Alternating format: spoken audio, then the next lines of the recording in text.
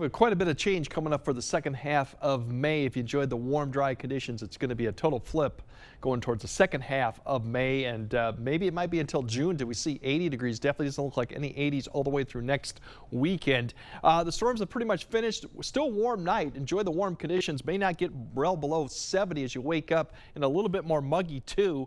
Then as we go tomorrow, breezy, still warm. A lot of areas well into the 80s. In fact, some areas could get close to 90 depending on how things play out. The severe storms are in the afternoon, but it's only for a small area, and it's only for a small time frame too. A lot of the evening actually will be not impacted by the severe weather. Wind much colder Friday. The wind will continue Saturday and the weekend. It's going to be back to the 60s, even 50s. So quite a bit of drop compared to what we had last weekend, and for the stretch that we've had almost 80 degrees. But so the alert day once again is for that 3 to 7 time frame. In most areas, it's going to be like an hour to 2 hour time frame for each individual location to see these storms come through. Yesterday was more damaging wind, but now the line has kind of made a little bit more of curvature, so that hail threat has come up.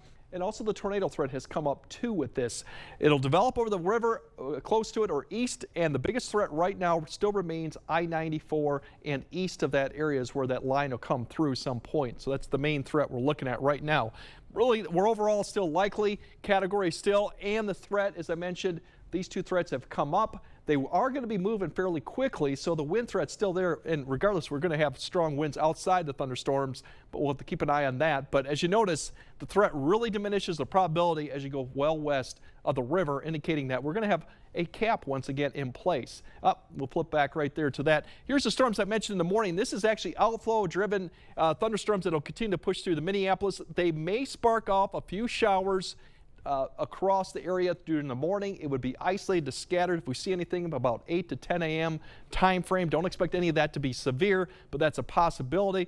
Once we get past that, late morning, noon should be fairly quiet. The wind will be the factor, warm conditions, and then about 2 to 3 is when this cap breaks and allows these thunderstorms to grow. And there's still a little bit of question of where it does, but it's probably going to break somewhere along the river and east and could be scattered initially. But once it gets going, you're going to see probably a line form right along or just west of I-94, and that'll explode fairly quickly. Now, this has pushed a little bit further northeast in the last 24 hours.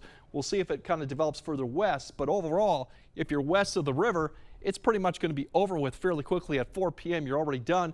5 p.m., it's already east of the area, so by the time we get to like 6 to 7, we're kind of in the clear for the most of the rest of the night, and it's fairly quiet night regardless of the wind continuing to blow, and then we'll continue to see more showers come in. The showers come back in Friday. It's going to be a wet day, cloudy day, cool with quite a bit of wind going on in the afternoon too. That'll be the main story for Friday. You'll notice the temperature drop more in the 70s and 60s.